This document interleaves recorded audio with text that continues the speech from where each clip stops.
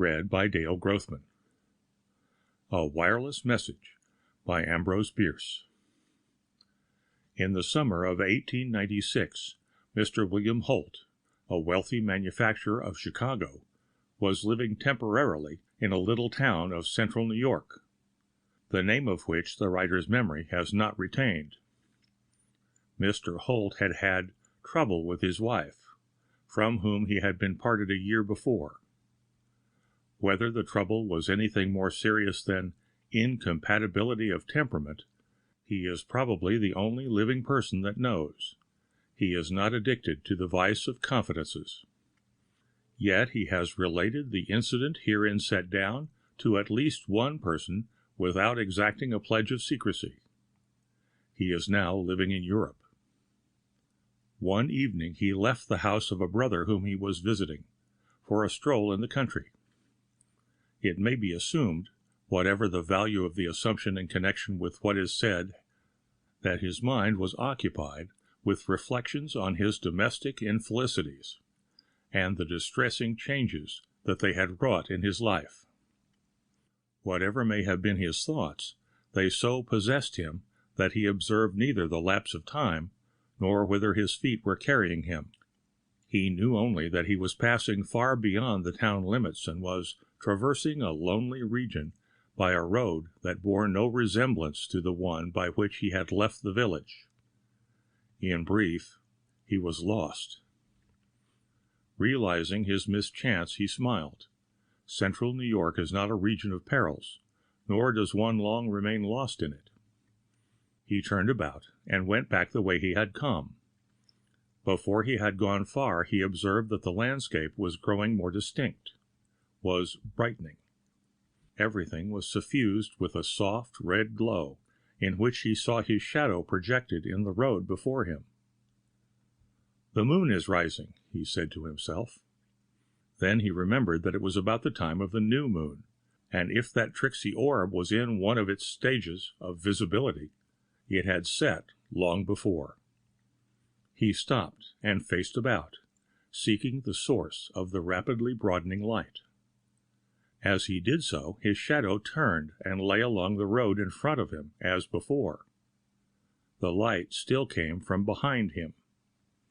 That was surprising. He could not understand. Again he turned, and again, facing successively each point of the horizon. Always the shadow was before, always the light behind, and still an awful red. Holt was astonished. Dumbfounded is the word he used in telling it, yet seems to have retained a certain intelligent curiosity. To test the intensity of the light whose nature and cause he could not determine, he took out his watch to see if he could make out the figures on the dial. They were plainly visible, and the hands indicated the hour of 11 o'clock and 25 minutes. At that moment the mysterious illumination suddenly flared to an intensity, an almost blinding splendor, flushing the entire sky, extinguishing the stars and throwing the monstrous shadow of himself athwart the landscape.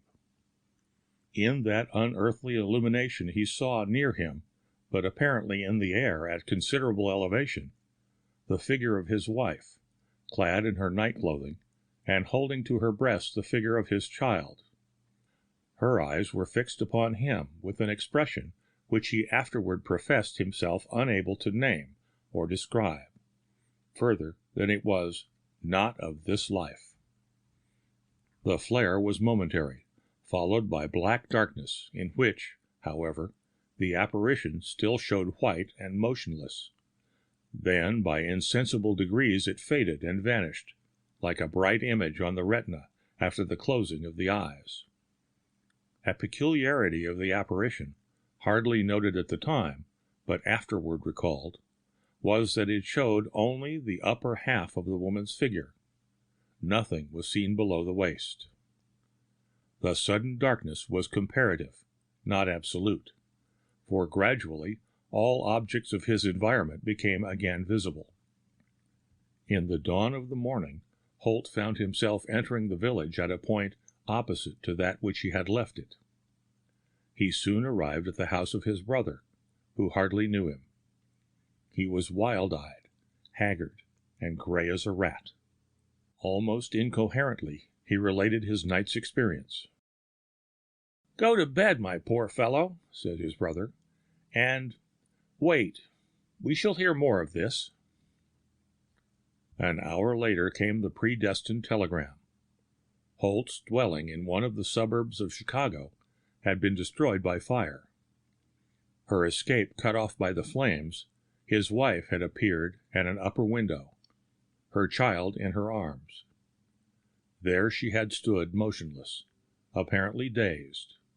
Just as the firemen arrived with the ladder, the floor gave way, and she was seen no more. The moment of this culminating horror was 11 o'clock and 25 minutes, Standard Time. The end of A Wireless Message by Ambrose Bierce.